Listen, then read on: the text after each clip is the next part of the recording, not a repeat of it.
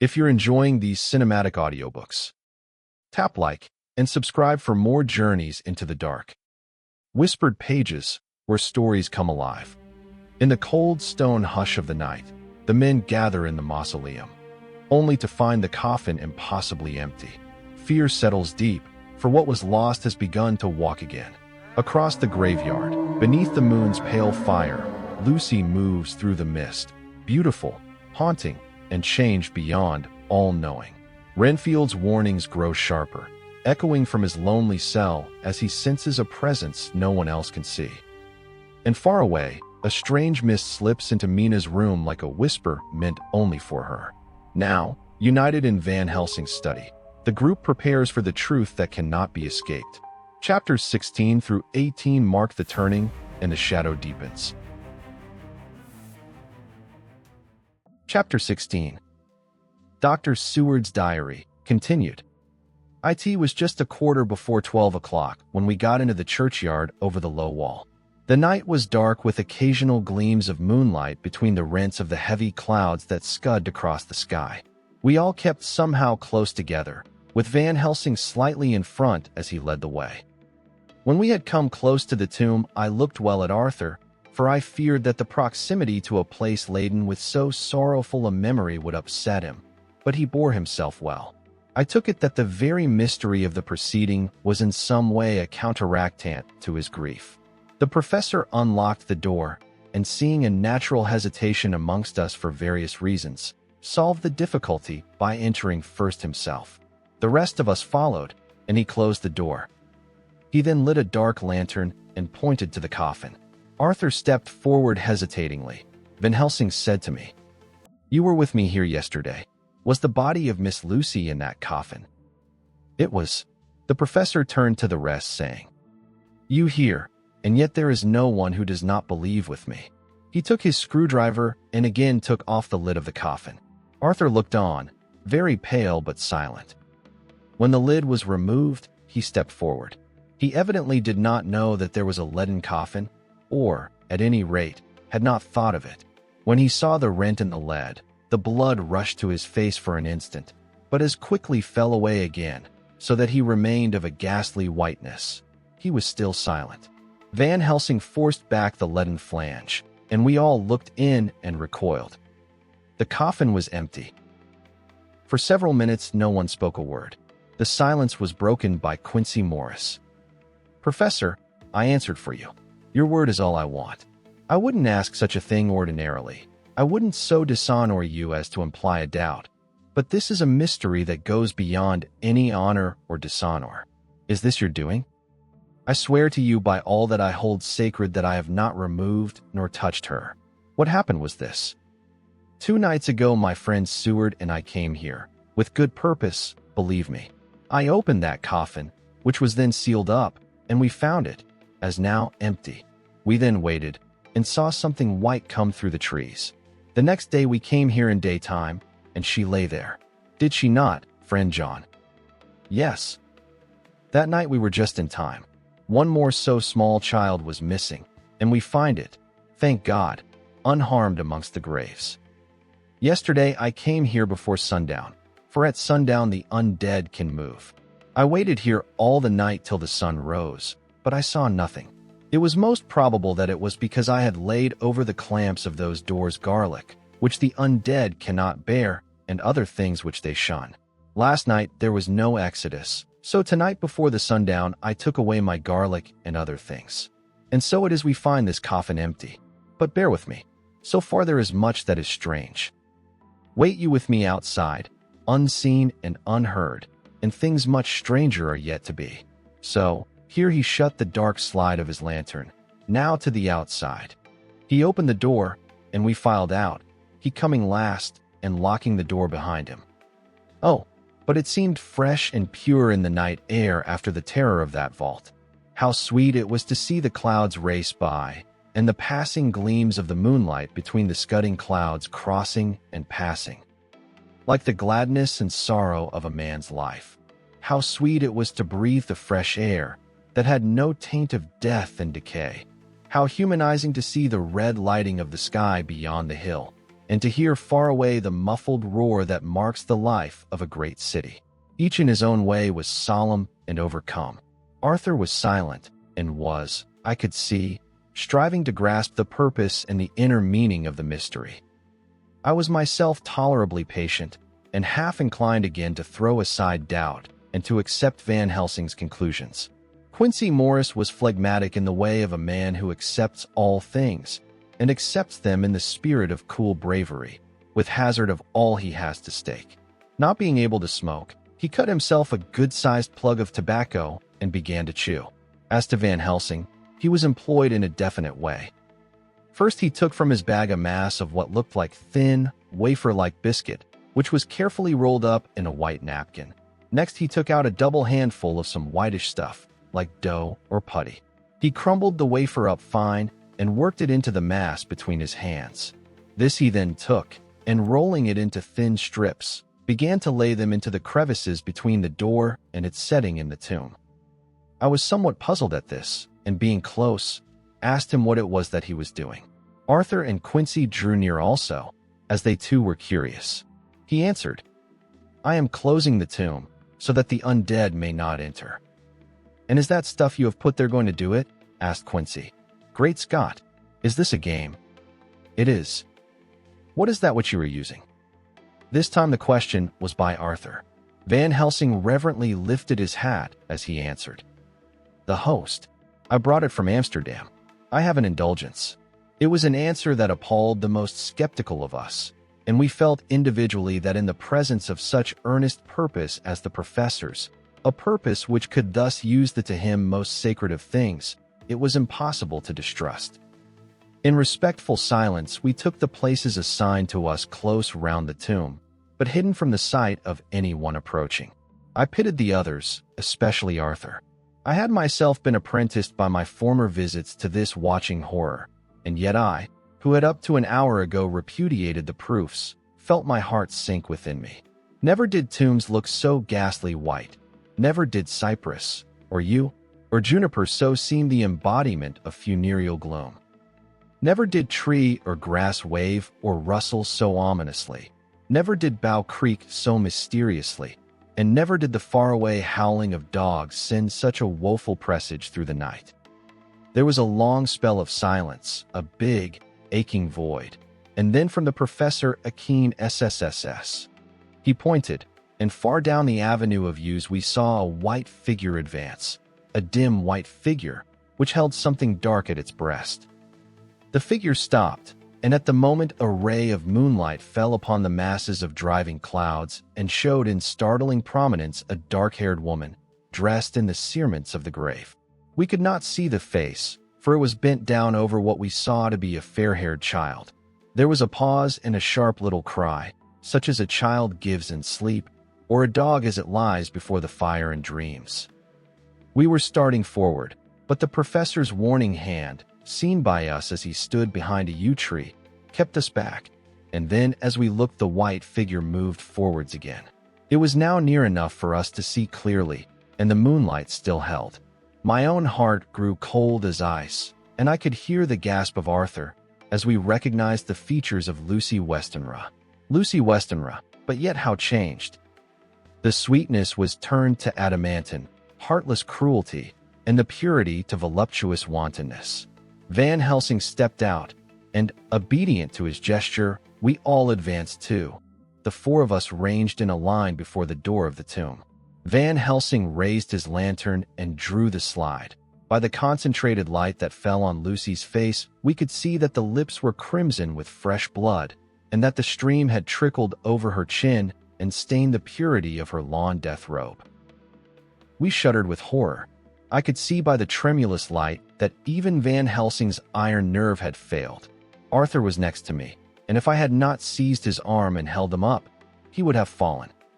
When Lucy, I call the thing that was before us Lucy because it bore her shape, saw us, she drew back with an angry snarl, such as a cat gives when taken unawares.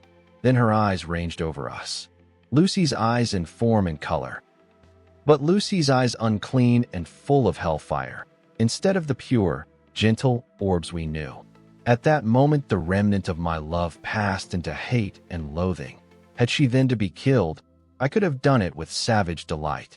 As she looked, her eyes blazed with unholy light, and the face became wreathed with a voluptuous smile. Oh God, how it made me shudder to see it.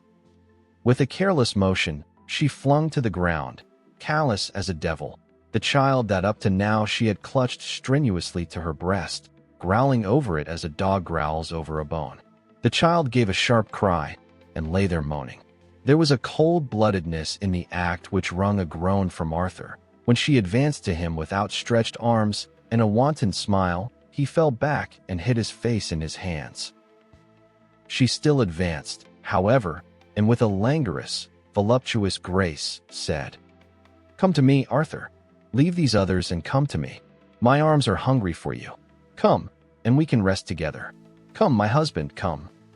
There was something diabolically sweet in her tones, something of the tingling of glass when struck, which rang through the brains even of us who heard the words addressed to another. As for Arthur, he seemed under a spell. Moving his hands from his face, he opened wide his arms. She was leaping for them, when Van Helsing sprang forward and held between them his little golden crucifix. She recoiled from it, and, with a suddenly distorted face, full of rage, dashed past him as if to enter the tomb. When within a foot or two of the door, however, she stopped, as if arrested by some irresistible force. Then she turned, and her face was shown in the clear burst of moonlight and by the lamp, which had now no quiver from Van Helsing's iron nerves. Never did I see such baffled malice on a face, and never, I trust, shall such ever be seen again by mortal eyes. The beautiful color became livid. The eyes seemed to throw out sparks of hellfire. The brows were wrinkled as though the folds of the flesh were the coils of Medusa's snakes, and the lovely, blood-stained mouth grew to an open square, as in the passion masks of the Greeks and Japanese. If ever a face meant death, if looks could kill, we saw it at that moment. And so for full half a minute, which seemed an eternity, she remained between the lifted crucifix and the sacred closing of her means of entry. Van Helsing broke the silence by asking Arthur, "Answer me, O my friend, am I to proceed in my work?" Arthur threw himself on his knees and hid his face in his hands as he answered, "Do as you will, friend, do as you will. There can be no horror like this ever any more." And he groaned in spirit. Quincy and I simultaneously moved towards him and took his arms. We could hear the click of the closing lantern as Van Helsing held it down. Coming close to the tomb, he began to remove from the chinks some of the sacred emblem which he had placed there. We all looked on in horrified amazement as we saw, when he stood back, the woman, with a corporeal body as real at that moment as our own, pass in through the interstice where scarce a knife blade could have gone. We all felt a glad sense of relief when we saw the professor calmly restoring the strings of putty to the edges of the door. When this was done, he lifted the child and said, "Come now, my friends, we can do no more till tomorrow. There is a funeral at noon, so here we shall all come before long after that.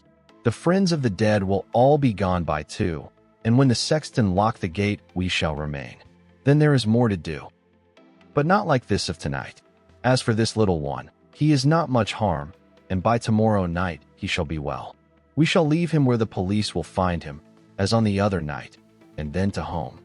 Coming close to Arthur, he said, "My friend Arthur, you have had a sore trial, but after, when you look back, you will see how it was necessary. You are now in the bitter waters, my child. By this time tomorrow you will, please God, have passed them, and have drunk of the sweet waters, so do not mourn overmuch. Till then I shall not ask you to forgive me." Arthur and Quincy came home with me, and we tried to cheer each other on the way. We had left the child in safety, and were tired. So we all slept with more or less reality of sleep. September 29th, night. A little before 12 o'clock we three, Arthur, Quincy Morris, and myself, called for the professor. It was odd to notice that by common consent we had all put on black clothes. Of course, Arthur wore black, for he was in deep mourning, but the rest of us wore it by instinct. We got to the churchyard by 1:30 and strolled about, keeping out of official observation, so that when the gravediggers had completed their task and the sexton, under the belief that everyone had gone, had locked the gate, we had the place all to ourselves. Van Helsing, instead of his little black bag, had with him a long leather one, something like a cricketing bag. It was manifestly of fair weight. When we were alone and had heard the last of the footsteps die out up the road, we silently, and as if by ordered intention, followed the professor to the tomb. He unlocked the door, and we entered, closing it behind us. Then he took from his bag the lantern, which he lit, and also 2 wax candles, which, when lighted, he stuck, by melting their own ends, on other coffins, so that they might give light sufficient to work by. When he again lifted the lid off Lucy's coffin, we all looked. Arthur, trembling like an aspen, and saw that the body lay there in all its death beauty. But there was no love in my own heart, nothing but loathing for the foul thing which had taken Lucy's shape without her soul. I could see even Arthur's face grow hard as he looked. Presently he said to Van Helsing, "Is this really Lucy's body, or only a demon in her shape?" "It is her body, and yet not it. But wait a while, and you all see her as she was and is." She seemed like a nightmare of Lucy as she lay there, the pointed teeth, the blood-stained, voluptuous mouth, which it made one shudder to see, the whole carnal and unspiritual appearance, seeming like a devilish mockery of Lucy's sweet purity. Van Helsing, with his usual methodicalness, began taking the various contents from his bag and placing them ready for use. First he took out a soldering iron and some plumbing solder, and then a small oil lamp, which gave out, when lit in a corner of the tomb, gas which burned at fierce heat with a blue flame. Then his operating knives, which he placed to hand, and last a round wooden stake, some 2.5 or 3 inches thick and about 3 feet long. One end of it was hardened by charring in the fire and was sharpened to a fine point. With this stake came a heavy hammer, such as in households is used in the coal cellar for breaking the lumps. To me, a doctor's preparations for work of any kind are stimulating and bracing, but the effect of these things on both Arthur and Quincy was to cause them a sort of consternation. They both, however, kept their courage and remained silent and quiet. When all was ready, Van Helsing said, "Before we do anything, let me tell you this. It is out of the lore and experience of the ancients and of all those who have studied the powers of the undead. When they become such, there comes with the change the curse of immortality. They cannot die, but must go on age after age, adding new victims and multiplying the evils of the world. For all that die from the preying of the undead becomes themselves undead and prey on their kind. And so the circle goes on ever widening, like as the ripples from a stone thrown in the water. Friend Arthur, if you had met that kiss which you know of before poor Lucy died, or again, last night when you opened your arms to her, you would in time, when you had died, have become Nosferatu, as they call it in Eastern Europe, and would all time make more of those undeads that so have fill us with horror. The career of this so unhappy dear lady is but just begun. Those children whose blood she suck are not, as yet, so much the worse. But if she live on, undead, more and more they lose their blood, and by her power over them they come to her. And so she draw their blood with that so wicked mouth. But if she die in truth, then all cease. The tiny wounds of the throats disappear, and they go back to their plays unknowing ever of what has been. But of the most blessed of all, when this now undead be made to rest as true dead, then the soul of the poor lady whom we love shall again be free. Instead of working wickedness by night and growing more debased in the assimilating of it by day, she shall take her place with the other angels. So that, my friend, it will be a blessed hand for her that shall strike the blow that sets her free. To this I am willing. But is there none amongst us who has a better right? Will it be no joy to think of hereafter in the silence of the night when sleep is not? It was my hand that sent her to the stars. It was the hand of him that loved her best.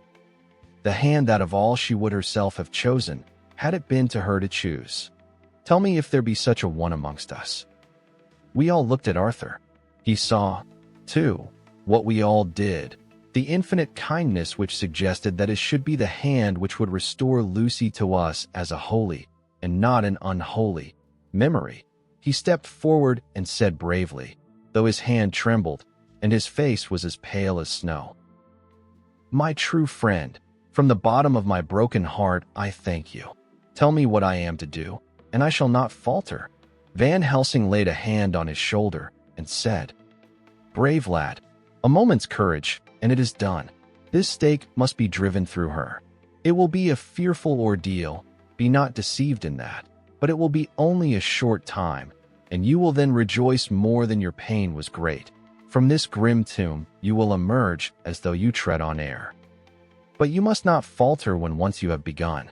Only think that we, your true friends, are around you, and that we pray for you all the time."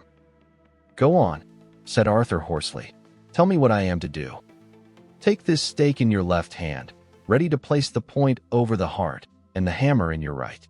Then when we begin our prayer for the dead, I shall read him. I have here the book, and the others shall follow. Strike in God's name, that so all may be well with the dead that we love, and that the undead pass away." Arthur took the stake and the hammer, and when once his mind was set on action, his hands never trembled nor even quivered.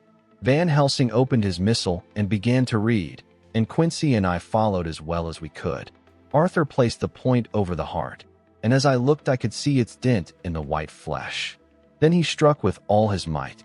The thing in the coffin writhed, and a hideous, blood-curdling screech came from the opened red lips. The body shook and quivered and twisted in wild contortions. The sharp white teeth champed together till the lips were cut, and the mouth was smeared with a crimson foam.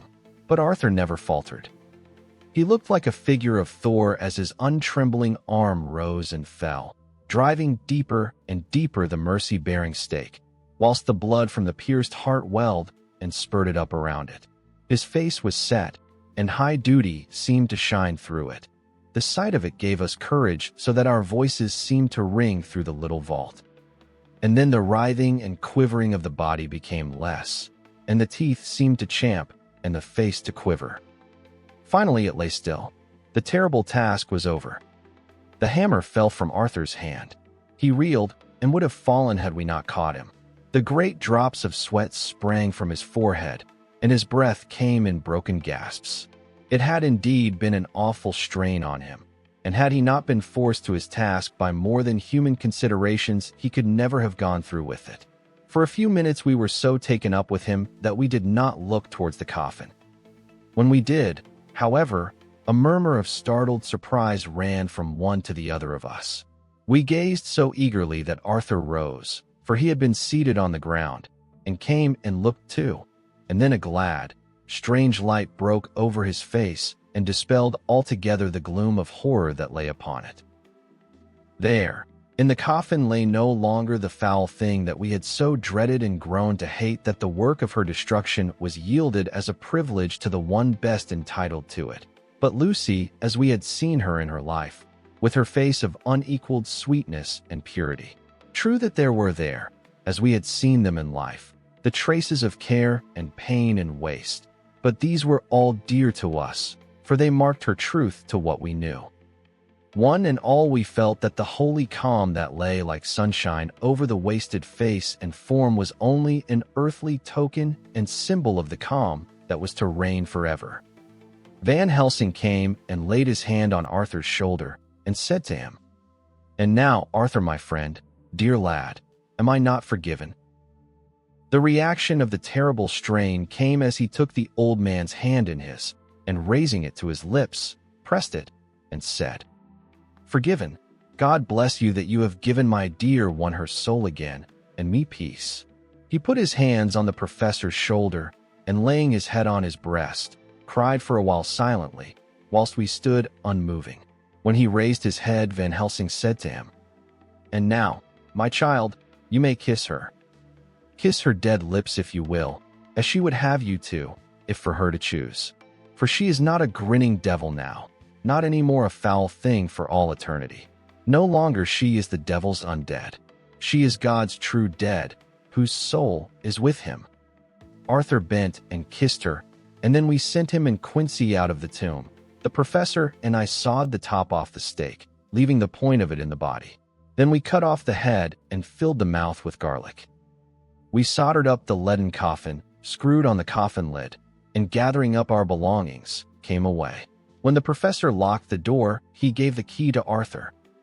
Outside the air was sweet, the sun shone, and the birds sang, and it seemed as if all nature were tuned to a different pitch. There was gladness and mirth and peace everywhere, for we were at rest ourselves on one account, and we were glad, though it was with a tempered joy. Before we moved away, Van Helsing said, "Now, my friends, one step of our work is done, one the most harrowing to ourselves. But there remains a greater task, to find out the author of all this our sorrow, and to stamp him out. I have clues which we can follow, but it is a long task, and a difficult, and there is danger in it, and pain. Shall you not all help me? We have learned to believe, all of us, is it not so? And since so, do we not see our duty? Yes. And do we not promise to go on to the bitter end?" Each in turn, we took his hand, and the promise was made. Then said the professor as we moved off, "2 nights hence you shall meet with me and dine together at 7 of the clock with friend John. I shall entreat 2 others, 2 that you know not as yet, and I shall be ready to all our work show and our plans unfold. Friend John, you come with me home, for I have much to consult about, and you can help me. Tonight I leave for Amsterdam, but shall return tomorrow night, and then begins our great quest. But first I shall have much to say, so that you may know what is to do and to dread. Then our promise shall be made to each other anew, for there is a terrible task before us, and once our feet are on the plowshare we must not draw back." Chapter 17. Dr. Seward's diary continued. When we arrived at the Berkeley Hotel, Van Helsing found a telegram waiting for him. "AM coming up by train. Jonathan at Whitby. Important news. Mina Harker." The professor was delighted. "Ah, that wonderful Madam Mina," he said. "Pearl among women. She arrived, but I cannot stay. She must go to your house, friend John. You must meet her at the station. Telegraph her en route, so that she may be prepared." When the wire was dispatched, he had a cup of tea. Over it he told me of a diary kept by Jonathan Harker when abroad, and gave me a typewritten copy of it, as also of Mrs. Harker's diary at Whitby. "Take these," he said, "and study them well. When I have returned you will be master of all the facts, and we can then better enter on our inquisition. Keep them safe, for there is in them much of treasure. You will need all your faith, even you who have had such an experience as that of today. What is here told," he laid his hand heavily and gravely on the packet of papers as he spoke, "may be the beginning of the end to you and me and many another, or it may sound the knell of the undead who walk the earth. Read all, I pray you, with the open mind, and if you can add in any way to the story here told, do so, for it is all important. You have kept diary of all these so strange things. Is it not so? Yes. Then we shall go through all these together when we meet." He then made ready for his departure, and shortly after drove off to Liverpool Street. I took my way to Paddington, where I arrived about 15 minutes before the train came in. The crowd melted away after the bustling fashion common to arrival platforms, and I was beginning to feel uneasy lest I might miss my guest, when a sweet-faced, dainty-looking girl stepped up to me, and after a quick glance said, "Dr. Seward, is it not? And you are Mrs. Harker?" I answered at once, whereupon she held out her hand. "I knew you from the description of poor dear Lucy," but she stopped suddenly, and a quick blush overspread her face. The blush that rose to my own cheeks somehow set us both at ease, for it was a tacit answer to her own. I got her luggage, which included a typewriter, and we took the Underground to Finchute Street, after I had sent a wire to my housekeeper to have a sitting room and bedroom prepared at once for Mrs. Harker. In due time we arrived. She knew, of course, that the place was a lunatic asylum, but I could see that she was unable to repress a shudder when we entered. She told me that, if she might, she would come presently to my study, as she had much to say. So here I am finishing my entry in my phonograph diary whilst I await her. As yet I have not had the chance of looking at the papers which Van Helsing left with me, though they lie open before me. I must get her interested in something, so that I may have an opportunity of reading them. She does not know how precious time is, or what a task we have in hand. I must be careful not to frighten her. Here she is. Mina Harker's journal. September 29th. After I had tidied myself, I went down to Dr. Seward's study. At the door I paused a moment, for I thought I heard him talking with someone. As, however, he had pressed me to be quick, I knocked at the door, and on his calling out, "Come in," I entered. To my intense surprise, there was no one with him.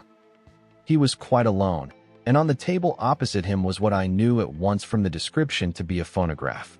I had never seen one, and was much interested. "I hope I did not keep you waiting," I said, "but I stayed at the door as I heard you talking, and thought there was someone with you." "Oh," he replied with a smile, "I was only entering my diary." "Your diary?" I asked him in surprise. "Yes," he answered. "I keep it in this." As he spoke, he laid his hand on the phonograph. I felt quite excited over it, and blurted out, "Why, this beats even shorthand. May I hear it say something?" "Certainly," he replied with alacrity, and stood up to put it in train for speaking. Then he paused, and a troubled look overspread his face. "The fact is," he began awkwardly, "I only keep my diary in it, and as it is almost entirely, about my cases, it may be awkward. That is, I mean," he stopped, and I tried to help him out of his embarrassment. "You helped to attend dear Lucy at the end. Let me hear how she died. For all that I know of her, I shall be very grateful. She was very, very dear to me." To my surprise, he answered, with a horror-struck look in his face, "Tell you of her death? Not for the wide world." "Why not?" I asked, for some grave, terrible feeling was coming over me. Again he paused, and I could see that he was trying to invent an excuse. At length he stammered out, "You see, I do not know how to pick out any particular part of the diary." Even while he was speaking, an idea dawned upon him, and he said with unconscious simplicity, in a different voice, and with the naivete of a child, "That's quite true, upon my honor. Honest Indian." I could not but smile, at which he grimaced. "I gave myself away that time," he said.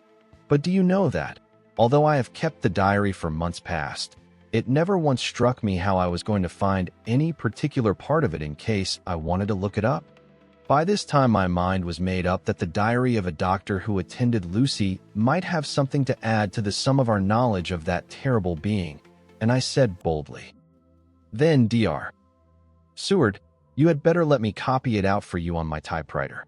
He grew to a positively deathly pallor as he said, "No, no, no.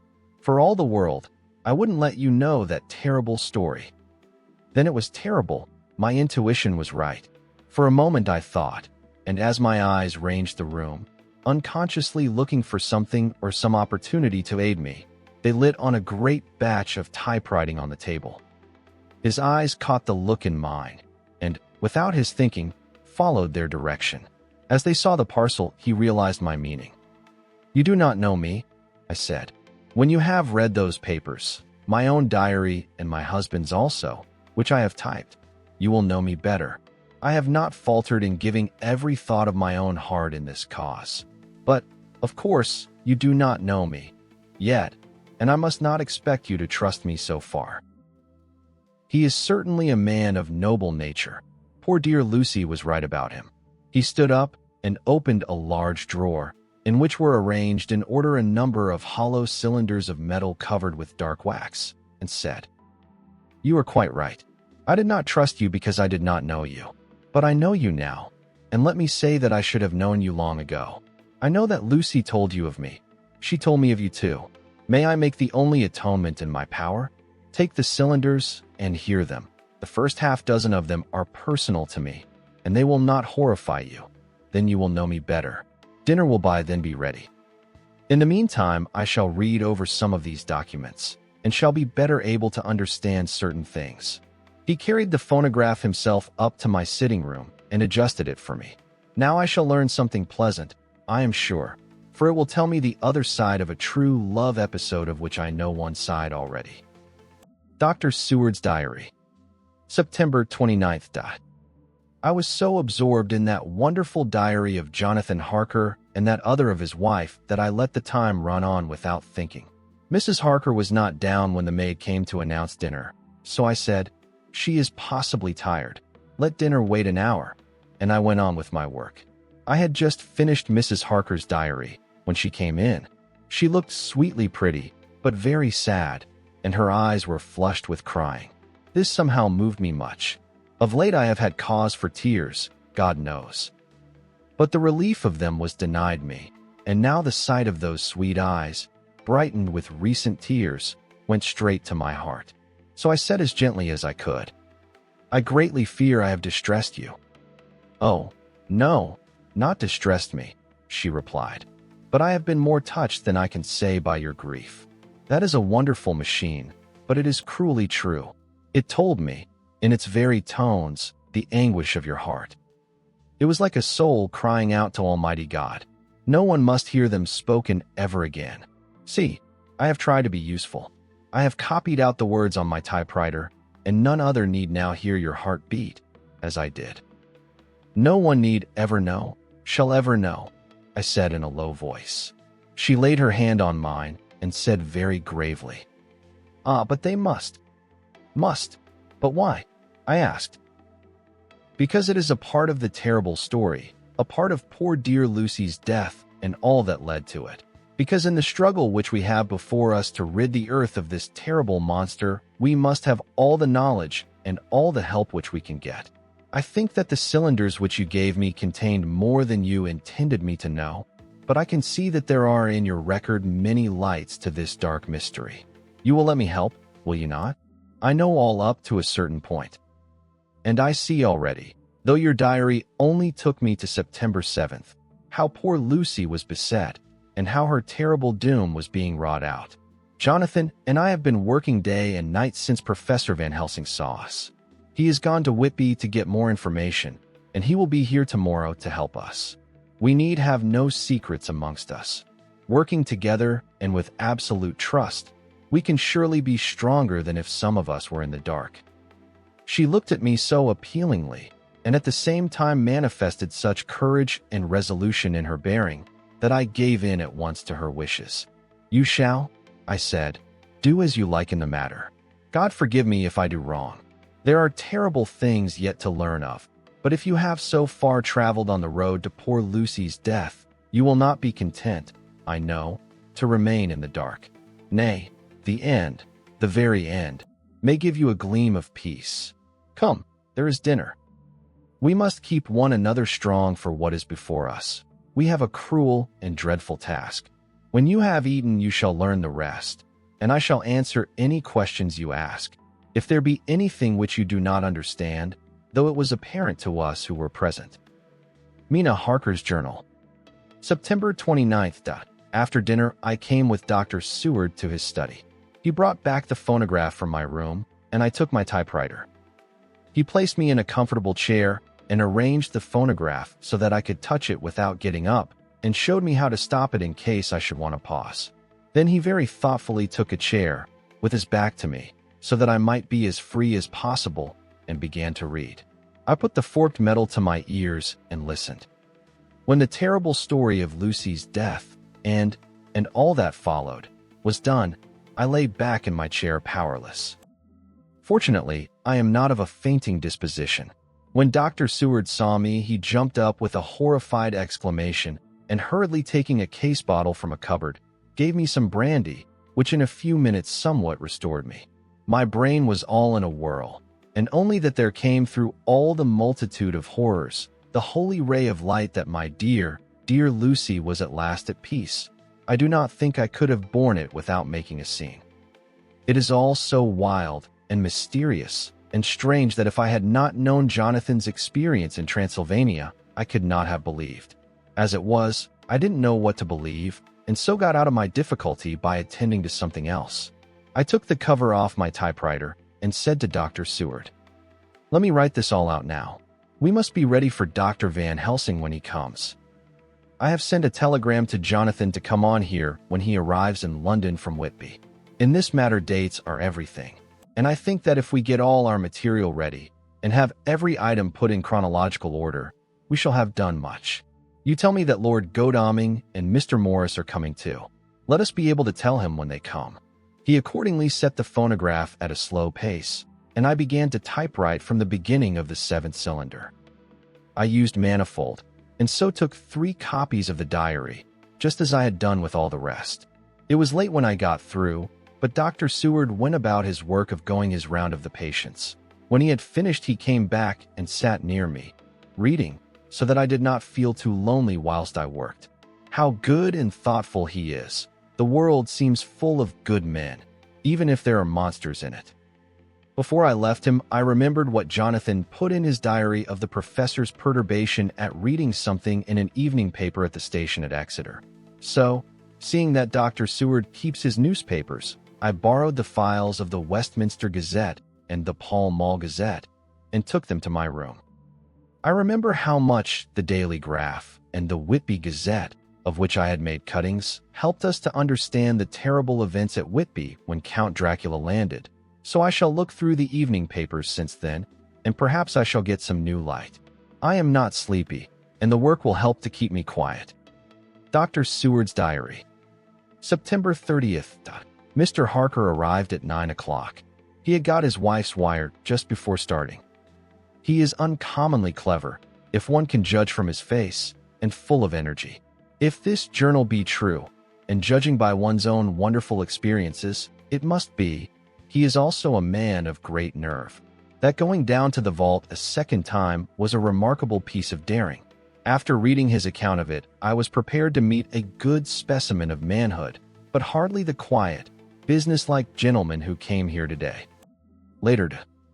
After lunch, Harker and his wife went back to their own room, and as I passed a while ago, I heard the click of the typewriter. They are hard at it. Mrs. Harker says that they are knitting together in chronological order every scrap of evidence they have. Harker has got the letters between the consignee of the boxes at Whitby and the carriers in London who took charge of them. He is now reading his wife's typescript of my diary. I wonder what they make out of it. Here it is. Strange that it never struck me that the very next house might be the Count's hiding place. Goodness knows that we had enough clues from the conduct of the patient Renfield. The bundle of letters relating to the purchase of the house were with the typescript. Oh, if we had only had them earlier, we might have saved poor Lucy. Stop, that way madness lies. Harker has gone back and is again collating his material. He says that by dinner time, they will be able to show a whole connected narrative. He thinks that in the meantime, I should see Renfield, as hitherto he has been a sort of index to the coming and going of the Count. I hardly see this yet, but when I get at the dates, I suppose I shall. What a good thing that Mrs. Harker put my cylinders into type. We never could have found the dates otherwise. I found Renfield sitting placidly in his room with his hands folded, smiling benignly. At the moment, he seemed as sane as anyone I ever saw. I sat down and talked with him on a lot of subjects, all of which he treated naturally. He then, of his own accord, spoke of going home, a subject he has never mentioned to my knowledge during his sojourn here. In fact, he spoke quite confidently of getting his discharge at once. I believe that, had I not had the chat with Harker and read the letters and the dates of his outbursts, I should have been prepared to sign for him after a brief time of observation. As it is, I am darkly suspicious. All those outbreaks were in some way linked with the proximity of the Count.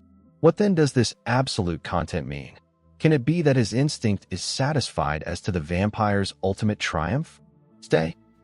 He is himself zoophagous, and in his wild ravings outside the chapel door of the deserted house, he always spoke of master. This all seems confirmation of our idea. However, after a while I came away. My friend is just a little too sane at present to make it safe to probe him too deep with questions. He might begin to think, and then, so I came away. I mistrust these quiet moods of his. So I have given the attendant a hint to look closely after him, and to have a straight waistcoat ready in case of need. Jonathan Harker's Journal. September 29th, in train to London. When I received Mr. Billington's courteous message that he would give me any information in his power, I thought it best to go down to Whitby and make, on the spot, such inquiries as I wanted. It was now my object to trace that horrid cargo of the Count's to its place in London. Later, we may be able to deal with it. Billington Jr., a nice lad, met me at the station and brought me to his father's house, where they had decided that I must stay the night. They are hospitable, with true Yorkshire hospitality, give a guest everything, and leave him free to do as he likes.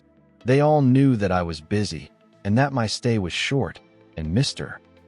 Billington had ready in his office all the papers concerning the consignment of boxes. It gave me almost a turn to see again one of the letters which I had seen on the Count's table before I knew of his diabolical plans. Everything had been carefully thought out, and done systematically and with precision. He seemed to have been prepared for every obstacle which might be placed by accident in the way of his intentions being carried out. To use an Americanism, he had taken no chances, and the absolute accuracy with which his instructions were fulfilled was simply the logical result of his care. I saw the invoice and took note of it. 50 cases of common earth, to be used for experimental purposes. Also the copy of letter to Carter Patterson and their reply. Of both of these I got copies. This was all the information Mr. Billington could give me, so I went down to the port and saw the Coast Guards, the customs officers, and the harbor master. They had all something to say of the strange entry of the ship, which is already taking its place in local tradition, but no one could add to the simple description, 50 cases of common earth. I then saw the station master, who kindly put me in communication with the men who had actually received the boxes. Their tally was exact with the list, and they had nothing to add except that the boxes were main and mortal heavy, and that shifting them was dry work.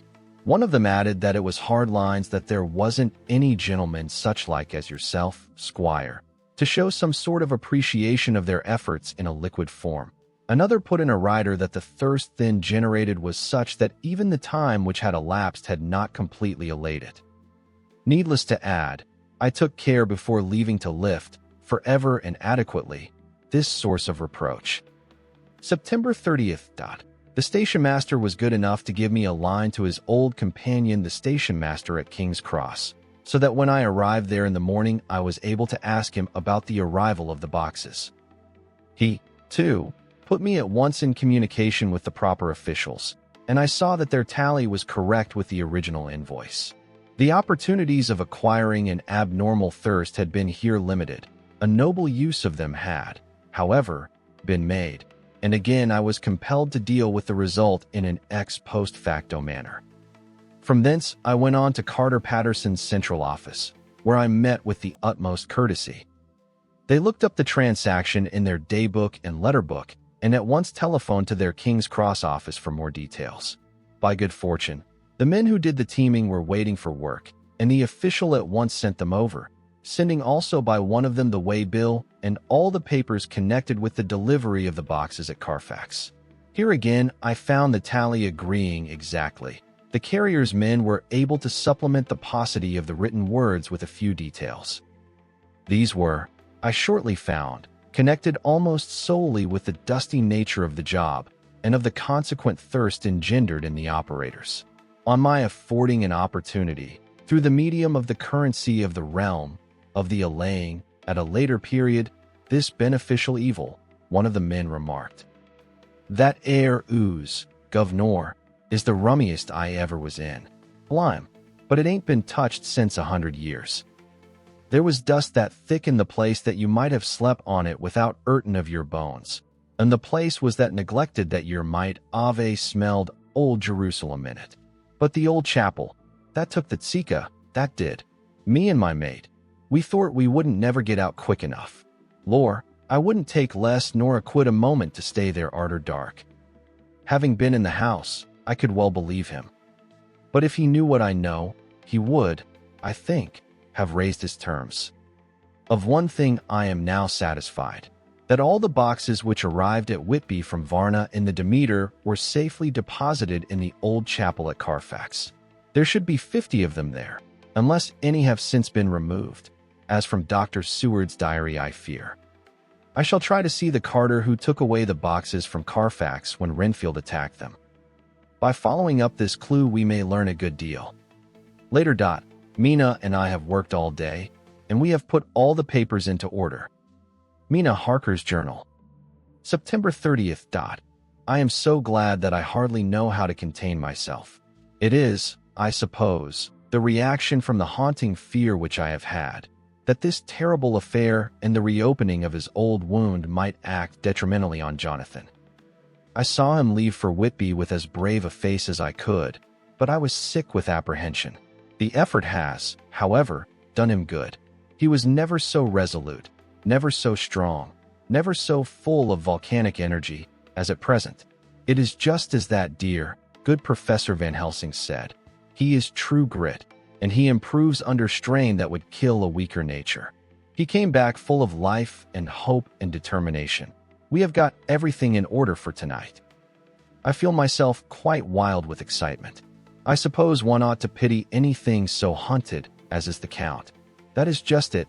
This thing is not human, not even beast. To read Dr. Seward's account of poor Lucy's death and what followed is enough to dry up the springs of pity in one's heart. Later, Lord Godalming and Mr. Morris arrived earlier than we expected. Dr. Seward was out on business and had taken Jonathan with him, so I had to see them. It was to me a painful meeting, for it brought back all poor dear Lucy's hopes of only a few months ago. Of course they had heard Lucy speak of me, and it seemed that Dr. Van Helsing, too, has been quite blowing my trumpet, as Mr. Morris expressed it. Poor fellows, neither of them is aware that I know all about the proposals they made to Lucy. They did not quite know what to say or do, as they were ignorant of the amount of my knowledge, so they had to keep on neutral subjects.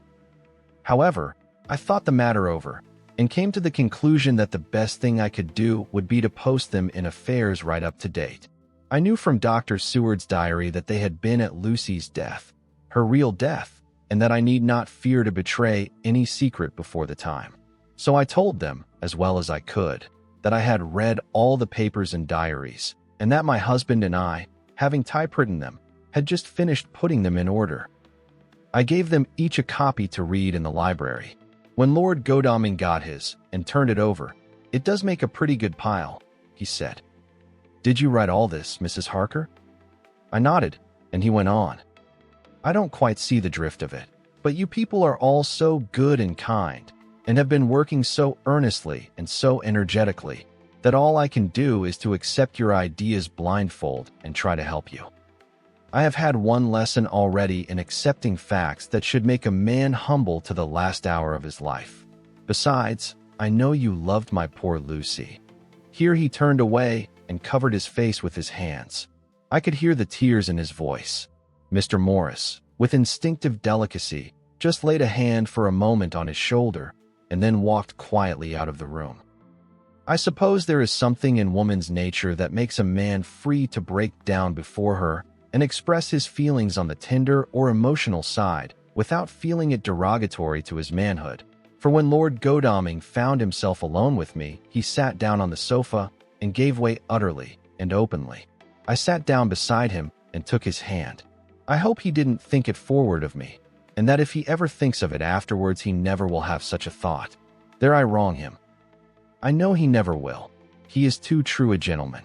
I said to him, for I could see that his heart was breaking, "I loved dear Lucy, and I know what she was to you, and what you were to her. She and I were like sisters, and now she is gone. Will you not let me be like a sister to you in your trouble? I know what sorrows you have had, though I cannot measure the depth of them. If sympathy and pity can help in your affliction, won't you let me be of some little service? For Lucy's sake." In an instant the poor dear fellow was overwhelmed with grief. It seemed to me that all that he had of late been suffering in silence found a vent at once. He grew quite hysterical, and raising his open hands, beat his palms together in a perfect agony of grief. He stood up and then sat down again, and the tears rained down his cheeks. I felt an infinite pity for him, and opened my arms unthinkingly. With a sob he laid his head on my shoulder and cried like a wearied child, whilst he shook with emotion. We women have something of the mother in us that makes us rise above smaller matters when the mother spirit is invoked. I felt this big, sorrowing man's head resting on me, as though it were that of the baby that some day may lie on my bosom, and I stroked his hair as though he were my own child. I never thought at the time how strange it all was. After a little bit his sobs ceased, and he raised himself with an apology, though he made no disguise of his emotion. He told me that for days and nights past, weary days and sleepless nights, he had been unable to speak with anyone, as a man must speak in his time of sorrow. There was no woman whose sympathy could be given to him, or with whom, owing to the terrible circumstance with which his sorrow was surrounded, he could speak freely. "I know now how I suffered," he said, as he dried his eyes, "but I do not know even yet, and none other can ever know, how much your sweet sympathy has been to me today. I shall know better in time, and believe me that, though I am not ungrateful now, my gratitude will grow with my understanding. You will let me be like a brother, will you not, for all our lives, for dear Lucy's sake?" "For dear Lucy's sake," I said as we clasped hands.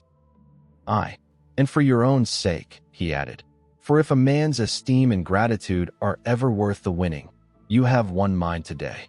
If ever the future should bring to you a time when you need a man's help, believe me, you will not call in vain.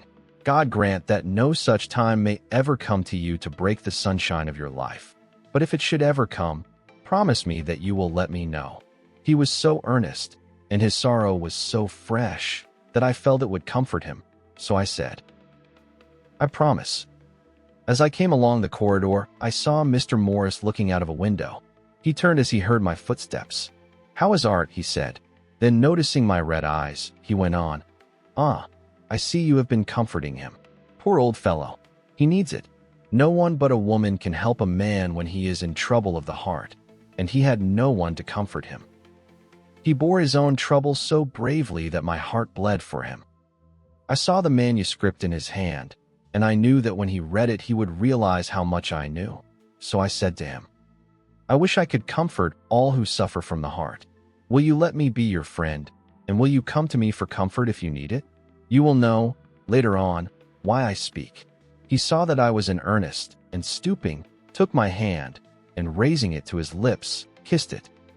It seemed but poor comfort to so brave and unselfish a soul, and impulsively I bent over and kissed him. The tears rose in his eyes, and there was a momentary choking in his throat. He said quite calmly, "Little girl, you will never regret that true-hearted kindness, so long as ever you live." Then he went into the study to his friend. "Little girl," the very words he had used to Lucy, and oh, but he proved himself a friend. Chapter 18.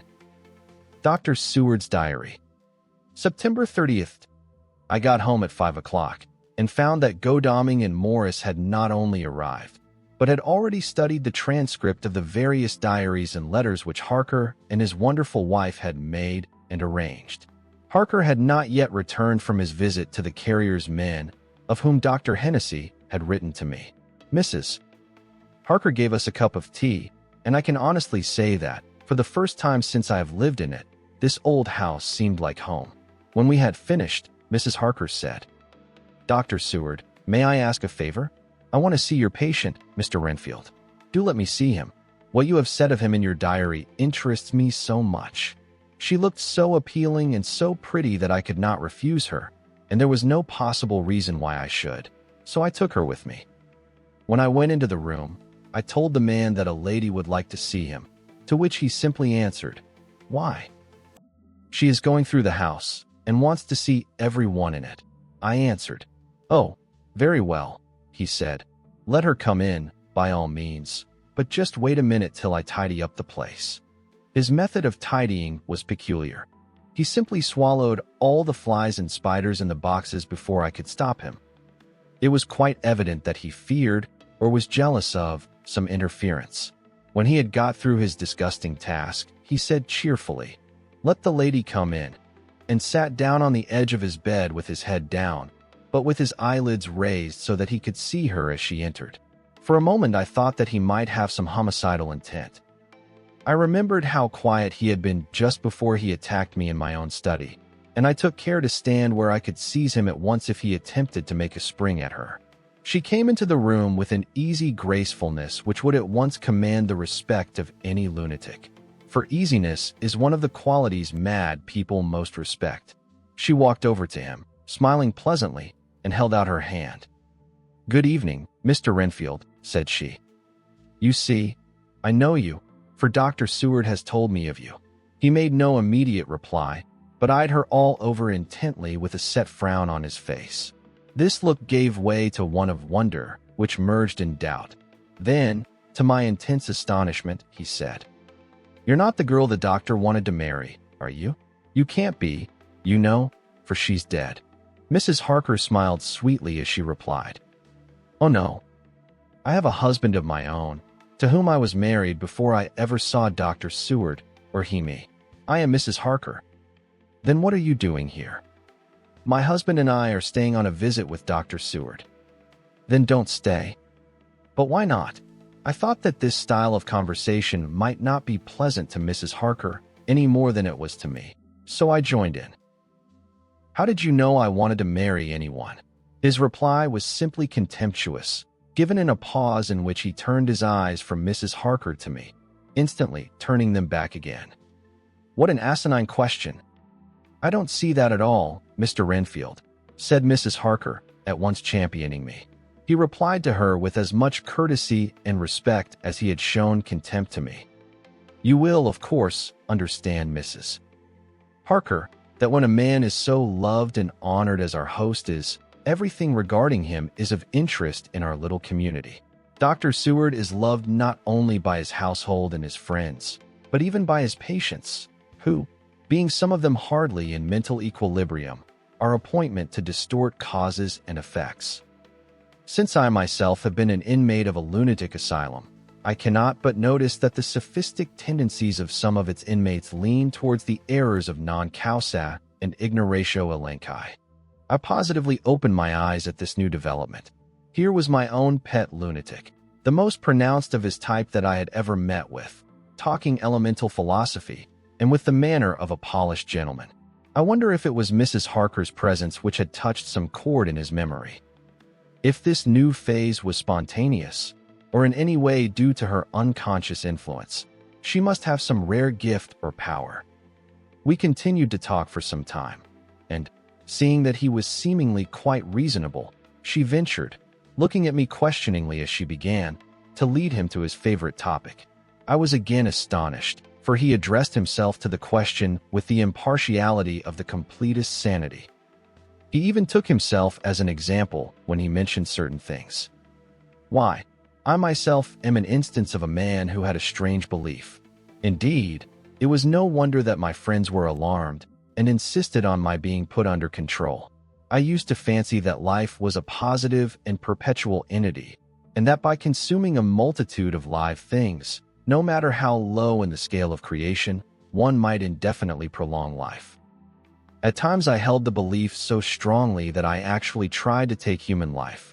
The doctor here will bear me out that on one occasion I tried to kill him for the purpose of strengthening my vital powers by the assimilation with my own body of his life through the medium of his blood, relying, of course, upon the scriptural phrase, "For the blood is the life." Though, indeed, the vendor of a certain nostrum has vulgarised the truism to the very point of contempt. Isn't that true, doctor? I nodded assent, for I was so amazed that I hardly knew what to either think or say. It was hard to imagine that I had seen him eat up his spiders and flies not 5 minutes before. Looking at my watch, I saw that I should go to the station to meet Van Helsing, so I told Mrs. Harker that it was time to leave. She came at once, after saying pleasantly to Mr. Renfield, "Goodbye, and I hope I may see you often, under auspices pleasanter to yourself." To which, to my astonishment, he replied, "Goodbye, my dear. I pray God I may never see your sweet face again. May he bless and keep you." When I went to the station to meet Van Helsing, I left the boys behind me. Poor Art seemed more cheerful than he has been since Lucy first took ill, and Quincy is more like his own bright self than he has been for many a long day. Van Helsing stepped from the carriage with the eager nimbleness of a boy. He saw me at once and rushed up to me, saying, "Ah, friend John, how goes all? Well? So, I have been busy, for I come here to stay if need be. All affairs are settled with me, and I have much to tell. Madam Mina is with you?" "Yes." "And her so fine husband? And Arthur and my friend Quincy, they are with you too? Good." As I drove to the house, I told him of what had passed, and of how my own diary had come to be of some use through Mrs. Harker's suggestion, at which the professor interrupted me. "Ah, that wonderful Madam Mina. She has man's brain, a brain that a man should have were he much gifted, and a woman's heart. The good God fashioned her for a purpose, believe me, when he made that so good combination. Friend John, up to now fortune has made that woman of help to us. After tonight, she must not have to do with this so terrible affair. It is not good that she run a risk so great. We men are determined, nay, are we not pledged, to destroy this monster, but it is no part for a woman. Even if she be not harmed, her heart may fail her in so much and so many horrors, and hereafter she may suffer, both in waking, from her nerves, and in sleep, from her dreams. And, besides, she is young woman and not so long married. There may be other things to think of some time, if not now. You tell me she has wrote all, then she must consult with us. But tomorrow she say goodbye to this work, and we go alone." I agreed heartily with him, and then I told him what we had found in his absence, that the house which Dracula had bought was the very next one to my own. He was amazed, and a great concern seemed to come on him.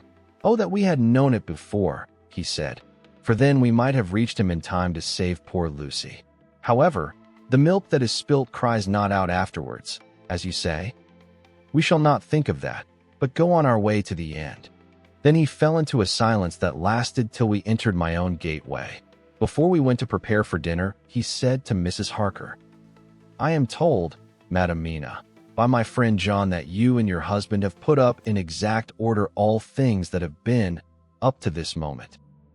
"Not up to this moment, Professor," she said impulsively, "but up to this morning."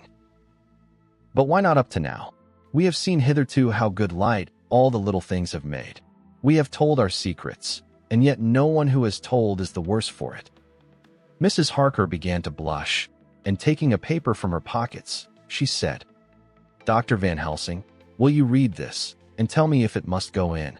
It is my record of today. I too have seen the need of putting down at present everything, however trivial. But there is little in this except what is personal. Must it go in?"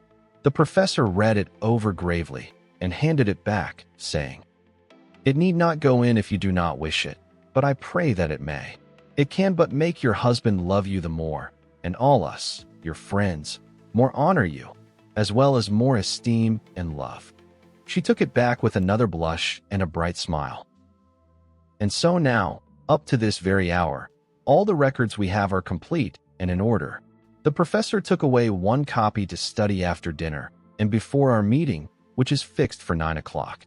The rest of us have already read everything.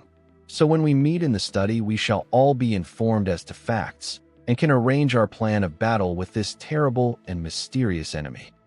Mina Harker's Journal. September 30th. When we met in Dr. Seward's study 2 hours after dinner, which had been at 6 o'clock, we unconsciously formed a sort of board or committee. Professor Van Helsing took the head of the table, to which Dr. Seward motioned him as he came into the room. He made me sit next to him on his right, and asked me to act as secretary. Jonathan sat next to me. Opposite us were Lord Godalming, Dr. Seward, and Mr. Morris, Lord Godalming being next the professor, and Dr. Seward in the center. The professor said, "I may, I suppose, take it that we are all acquainted with the facts that are in these papers." We all expressed assent, and he went on. "Then it were, I think, good that I tell you something of the kind of enemy with which we have to deal. I shall then make known to you something of the history of this man, which has been ascertained for me. So we then can discuss how we shall act, and can take our measure according. There are such beings as vampires. Some of us have evidence that they exist. Even had we not the proof of our own unhappy experience, The teachings and the records of the past give proof enough for sane peoples. I admit that at the first I was skeptic. Were it not that through long years I have trained myself to keep an open mind, I could not have believed until such time as that fact thunder on my ear. See, I prove. Alas, had I known at the first what now I know. Nay, had I even guessed at him, one so precious life had been spared to many of us who did love her. But that is gone, and we must so work that other poor souls perish not, whilst we can save. The Nosferatu do not die like the bee when he sting once. He is only stronger, and being stronger, have yet more power to work evil. This vampire which is amongst us is of himself so strong in person as 20 men. He is of cunning more than mortal, for his cunning be the growth of ages. He have still the aids of necromancy, which is, as his etymology imply, the divination by the dead, and all the dead that he can come nigh to are for him at command. He is brute, and more than brute. He is devil and callous, and the heart of him is not. He can, within limitations, appear at will when, and where, and in any of the forms that are to him. He can, within his range, direct the elements, the storm, the fog, the thunder. He can command all the meaner things. The rat, and the owl, and the bat, the moth, and the fox, and the wolf. He can grow and become small, and he can at times vanish and come unknown. How then are we to begin our strike to destroy him? How shall we find his where? And having found it, how can we destroy? My friends, this is much. It is a terrible task that we undertake, and there may be consequence to make the brave shudder. For if we fail in this our fight, he must surely win. And then where end we? Life is nothings. I heed him not. But to fail here is not mere life or death. It is that we become as him, that we henceforward become foul things of the night like him, without heart or conscience, preying on the bodies and the souls of those we love best. To us forever are the gates of heaven shut, for who shall open them to us again? We go on for all time abhorred by all, a blot on the face of God's sunshine, an arrow in the side of him who died for man. But we are face to face with duty. And in such case must we shrink? For me, I say no, but then I am old, and life, with his sunshine, his fair places, his song of birds, his music, and his love, lie far behind. You others are young. Some have seen sorrow, but there are fair days yet in store. What say you? Whilst he was speaking, Jonathan had taken my hand. I feared, oh so much, that the appalling nature of our danger was overcoming him when I saw his hand stretch out. But it was life to me to feel its touch, so strong, so self-reliant, so resolute. A brave man's hand can speak for itself. It does not even need a woman's love to hear its music. When the professor had done speaking, my husband looked in my eyes, and I in his. There was no need for speaking between us. I answer for Mina and myself, he said. Count me in, Professor, said Mr. Quincy Morris, laconically as usual. I am with you, said Lord Godalming, for Lucy's sake, if for no other reason. Dr. Seward simply nodded. The professor stood up and, after laying his golden crucifix on the table, held out his hand on either side. I took his right hand, and Lord Godalming his left. Jonathan held my right with his left and stretched across to Mr. Morris. So as we all took hands, our solemn compact was made. I felt my heart icy cold, but it did not even occur to me to draw back. We resumed our places, and Dr. Van Helsing went on with a sort of cheerfulness which showed that the serious work had begun. It was to be taken as gravely and in as businesslike a way as any other transaction of life. Well, you know what we have to contend against, but we, too, are not without strength. We have on our side power of combination, a power denied to the vampire kind. We have sources of science. We are free to act and think, and the hours of the day and the night are ours equally. In fact, so far as our powers extend, they are unfettered, and we are free to use them.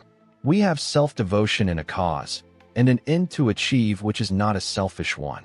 These things are much. Now let us see how far the general powers arrayed against us are restricted, and how the individual cannot. And fine, let us consider the limitations of the vampire in general and of this one in particular. All we have to go upon are traditions and superstitions. These do not at the first appear much, when the matter is one of life and death, nay, of more than either life or death. Yet must we be satisfied, in the first place because we have to be, no other means is at our control, and secondly, because, after all, these things, tradition and superstition, are everything. Does not the belief in vampires rest for others, though not, alas, for us on them? A year ago, which of us would have received such a possibility in the midst of our scientific, skeptical, matter-of-fact 19th century? We even scouted a belief that we saw justified under our very eyes. Take it, then, that the vampire and the belief in his limitations and his cure rest for the moment on the same base. For, let me tell you, he is known everywhere that men have been. In old Greece, in old Rome. He flourished in Germany all over, in France, in India, even in the Chernassees. And in China, so far from us in all ways, there even is he, and the peoples fear him at this day. He hath followed the wake of the Berserker Icelander, the devil-begotten Hun, the Slav, the Saxon, the Magyar. So far, then, we have all we may act upon. And let me tell you that very much of the beliefs are justified by what we have seen in our own so unhappy experience. The vampire live on, and cannot die by mere passing of the time. He can flourish when that he can fatten on the blood of the living. Even more, we have seen amongst us that he can even grow younger, that his vital faculties grow strenuous, and seem as though they refresh themselves when his special pabulum is plenty. But he cannot flourish without this diet. He eat not as others. Even friend Jonathan, who lived with him for weeks, did never see him to eat. Never. He throws no shadow. He make in the mirror no reflect, as again Jonathan observed. He has the strength of many of his hand. Witness again Jonathan when he shut the door against the wolves, and when he help him from the diligence too. He can transform himself to wolf, as we gather from the ship arrival in Whitby, when he tear open the dog. He can be as bat, as Madam Mina saw him on the window at Whitby, and as friend John saw him fly from this so near house, and as my friend Quincy saw him at the window of Miss Lucy. He can come in mist which he create. That noble ship's captain proved him of this. But, from what we know, the distance he can make this mist is limited, and it can only be round himself. He come on moonlight rays as elemental dust. As again Jonathan saw those sisters in the castle of Dracula. He becomes so small. We ourselves saw Miss Lucy, ere she was at peace, slip through a hairbreadth space at the tomb door. He can, when once he find his way, come out from anything or into anything, no matter how close it be bound, or even fused up with fire, solder you call it. He can see in the dark, no small power this, in a world which is one half shut from the light. But hear me through. He can do all these things, yet he is not free. Nay, he is even more prisoner than the slave of the galley, than the madman in his cell. He cannot go where he lists. He who is not of nature has yet to obey some of nature's laws, why we know not. He may not enter anywhere at the first, unless there be some one of the household who bid him to come, though afterwards he can come as he please. His power ceases, as does that of all evil things, at the coming of the day. Only at certain times can he have limited freedom. If he be not at the place whither he is bound, he can only change himself at noon or at exact sunrise or sunset. These things are we told, and in this record of ours we have proof by inference. Thus, whereas he can do as he will within his limit, when he have his earth home, his coffin home, his hell home, the place unhallowed, as we saw when he went to the grave of the suicide at Whitby, still at other time, he can only change when the time come. It is said, too, that he can only pass running water at the slack or the flood of the tide. Then there are things which so afflict him that he has no power, as the garlic that we know of. And as for things sacred, as this symbol, my crucifix, that was amongst us even now when we resolve, to them he is nothing, but in their presence he take his place far off and silent with respect. There are others, too, which I shall tell you of, lest in our seeking we may need them. The branch of wild rose on his coffin keep him that he move not from it. A sacred bullet fired into the coffin kill him, so that he be true dead. And as for the stake through him, we know already of its peace, or the cut-off head that giveth rest. We have seen it with our eyes. Thus when we find the habitation of this man that was, we can confine him to his coffin and destroy him, if we obey what we know. But he is clever. I have asked my friend Arminius, of Budapest University, to make his record. And, from all the means that are, he tell me of what he has been. He must, indeed, have been that voivode Dracula who won his name against the Turk over the great river on the very frontier of Turkeyland. If it be so, then was he no common man, for in that time, and for centuries after, he was spoken of as the cleverest and the most cunning, as well as the bravest of the sons of the land beyond the forest. That mighty brain and that iron resolution went with him to his grave, and are even now arrayed against us. The Draculas were, says Arminius, a great and noble race, though now and again were signs who were held by their coevals to have had dealings with the evil one. They learned his secrets in the Scholomance, amongst the mountains over Lake Hermannstadt, where the devil claims the 10th scholar as his due. In the records are such words as Stragoica, witch or dog, and Pokel, Satan and hell, and in one manuscript this very Dracula is spoken of as Wamper, which we all understand too well. There have been from the loins of this very one great men and good women, and their graves make sacred the earth where alone this foulness can dwell. For it is not the least of its terrors that this evil thing is rooted deep in all good. In soil barren of holy memories it cannot rest. Whilst they were talking, Mr. Morris was looking steadily at the window, and he now got up quietly and went out of the room. There was a little pause, and then the professor went on. And now we must settle what we do. We have here much data, and we must proceed to lay out our campaign. We know from the inquiry of Jonathan that from the castle to Whitby came 50 boxes of earth, all of which were delivered at Carfax. We also know that at least some of these boxes have been removed. It seems to me that our first step should be to ascertain whether all the rest remain in the house beyond that wall where we look today, or whether any more have been removed. If the latter, we must trace. Here we were interrupted in a very startling way. Outside the house came the sound of a pistol shot. The glass of the window was shattered with a bullet, which, ricocheting from the top of the embrasure, struck the far wall of the room. I am afraid I am at heart a coward, for I shrieked out. The men all jumped to their feet. Lord Godalming flew over to the window and threw up the sash. As he did so, we heard Mr. Morris's voice without. "Sorry, I fear I have alarmed you. I shall come in and tell you about it." A minute later he came in and said, "It was an idiotic thing of me to do, and I ask your pardon, Mrs. Harker, most sincerely. I fear I must have frightened you terribly." But the fact is that whilst the professor was talking there came a big bat and sat on the windowsill. I have got such a horror of the damned brutes from recent events that I cannot stand them, and I went out to have a shot, as I have been doing of late of evenings, whenever I have seen one. You used to laugh at me for it then, Art. "Did you hit it?" asked Dr. Van Helsing. "I don't know. I fancy not, for it flew away into the wood."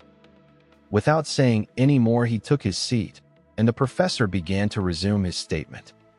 "We must trace each of these boxes, and when we are ready, we must either capture or kill this monster in his lair, or we must, so to speak, sterilize the earth, so that no more he can seek safety in it.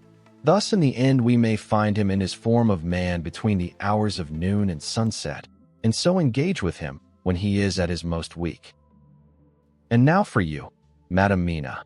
This night is the end until all be well. You are too precious to us to have such risk.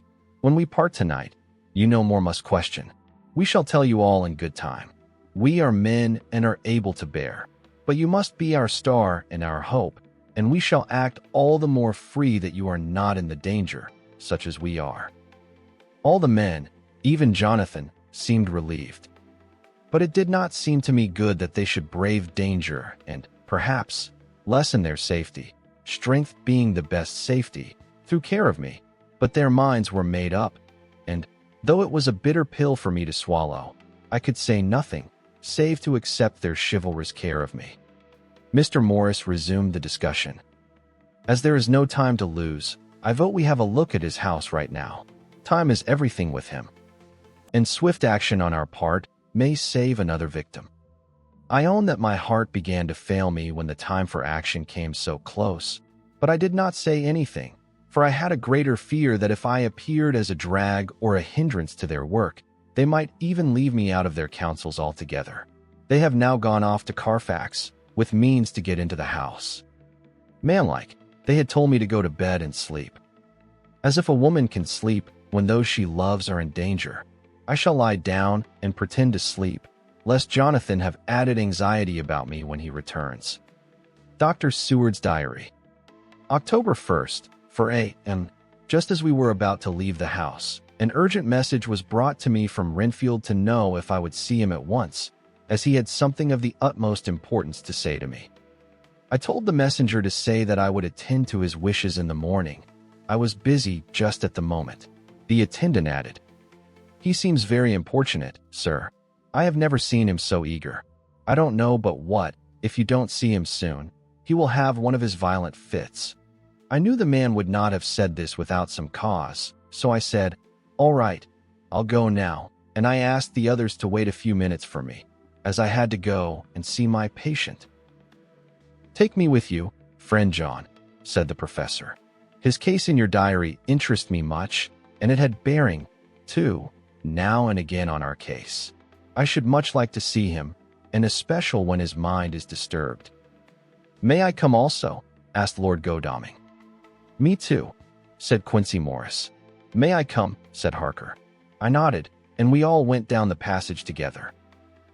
We found him in a state of considerable excitement, but far more rational in his speech and manner than I had ever seen him. There was an unusual understanding of himself, which was unlike anything I had ever met with in a lunatic, and he took it for granted that his reasons would prevail with others entirely sane.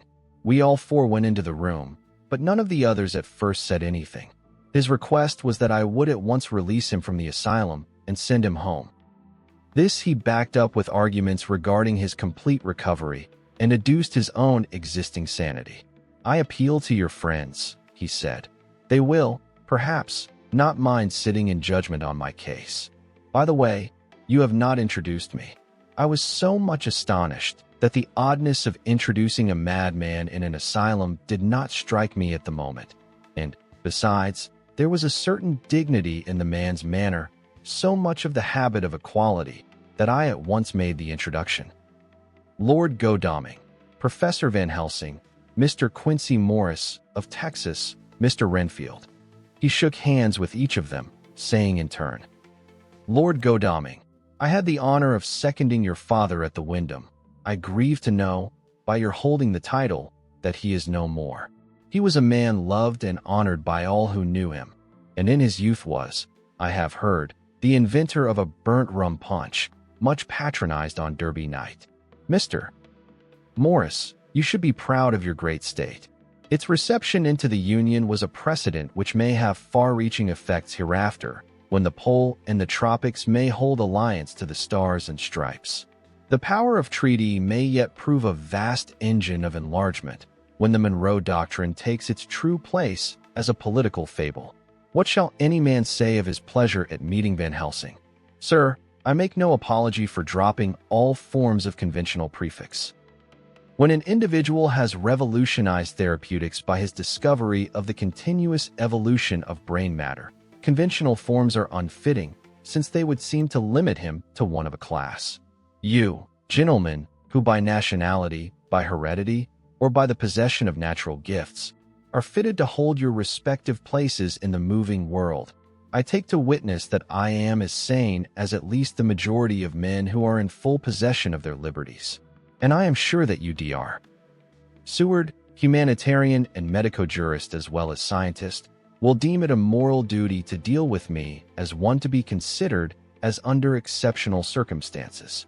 He He made this last appeal with a courtly air of conviction which was not without its own charm. I think we were all staggered. For my own part, I was under the conviction, despite my knowledge of the man's character and history, that his reason had been restored. And I felt under a strong impulse to tell him that I was satisfied as to his sanity and would see about the necessary formalities for his release in the morning. I thought it better to wait, however, before making so grave a statement, for of old I knew the sudden changes to which this particular patient was liable. So I contented myself with making a general statement that he appeared to be improving very rapidly, that I would have a longer chat with him in the morning, and would then see what I could do in the direction of meeting his wishes. This did not at all satisfy him, for he said quickly, "But I fear, Dr. Seward, that you hardly apprehend my wish. I desire to go at once, here, now, this very hour, this very moment, if I may. Time presses, and in our implied agreement with the old scytheman, it is of the essence of the contract. I am sure it is only necessary to put before so admirable a practitioner as Dr. Seward so simple, yet so momentous a wish, to ensure its fulfillment." He looked at me keenly, and seeing the negative in my face, turned to the others and scrutinized them closely. Not meeting any sufficient response, he went on, "Is it possible that I have erred in my supposition?" "You have," I said frankly, but at the same time, as I felt, brutally. There was a considerable pause, and then he said slowly, "Then I suppose I must only shift my ground of request. Let me ask for this concession, boon, privilege, what you will. I am content to implore in such a case, not on personal grounds, but for the sake of others. I am not at liberty to give you the whole of my reasons, but you may, I assure you, take it from me that they are good ones, sound and unselfish, and spring from the highest sense of duty. Could you look, sir, into my heart, you would approve to the full the sentiments which animate me. Nay, more, you would count me amongst the best and truest of your friends." Again he looked at us all keenly. I had a growing conviction that this sudden change of his entire intellectual method was but yet another form or phase of his madness, and so determined to let him go on a little longer, knowing from experience that he would, like all lunatics, give himself away in the end. Van Helsing was gazing at him with a look of utmost intensity, his bushy eyebrows almost meeting with the fixed concentration of his look. He said to Renfield in a tone which did not surprise me at the time, but only when I thought of it afterwards, for it was as of one addressing an equal, "Can you not tell frankly your real reason for wishing to be free tonight? I will undertake that if you will satisfy even me, a stranger, without prejudice, and with the habit of keeping an open mind, Dr. Seward will give you, at his own risk and on his own responsibility, the privilege you seek." He shook his head sadly, and with a look of poignant regret on his face. The professor went on, "Come, sir, bethink yourself. You claim the privilege of reason in the highest degree, since you seek to impress us with your complete reasonableness. You do this, whose sanity we have reason to doubt, since you are not yet released from medical treatment for this very defect. If you will not help us in our effort to choose the wisest course, how can we perform the duty which you yourself put upon us? Be wise and help us, and if we can, we shall aid you to achieve your wish." He still shook his head as he said, "Dr. Van Helsing, I have nothing to say. Your argument is complete, and if I were free to speak, I should not hesitate a moment, but I am not my own master in the matter. I can only ask you to trust me. If I am refused, the responsibility does not rest with me." I thought it was now time to end the scene, which was becoming too comically grave, so I went towards the door, simply saying, "Come, my friends, we have work to do. Good night." As, however, I got near the door, a new change came over the patient. He moved towards me so quickly that for the moment I feared that he was about to make another homicidal attack. My fears, however, were groundless, for he held up his two hands imploringly, and made his petition in a moving manner. As he saw that the very excess of his emotion was militating against him, by restoring us more to our old relations, he became still more demonstrative. I glanced at Van Helsing and saw my conviction reflected in his eyes, so I became a little more fixed in my manner, if not more stern, and motioned to him that his efforts were unavailing. I had previously seen something of the same constantly growing excitement in him when he had to make some request of which at the time he had thought much, such, for instance, as when he wanted a cat, and I was prepared to see the collapse into the same sullen acquiescence on this occasion. My expectation was not realized, for, when he found that his appeal would not be successful, he got into quite a frantic condition. He threw himself on his knees and held up his hands, wringing them in plaintive supplication, and poured forth a torrent of entreaty, with the tears rolling down his cheeks, and his whole face and form expressive of the deepest emotion. "Let me entreat you, Dr. Seward. Oh, let me implore you, to let me out of this house at once. Send me away how you will and where you will. Send keepers with me with whips and chains. Let them take me in a strait waistcoat, manacled and leg-ironed, even to a jail, but let me go out of this. You don't know what you do by keeping me here. I am speaking from the depths of my heart, of my very soul.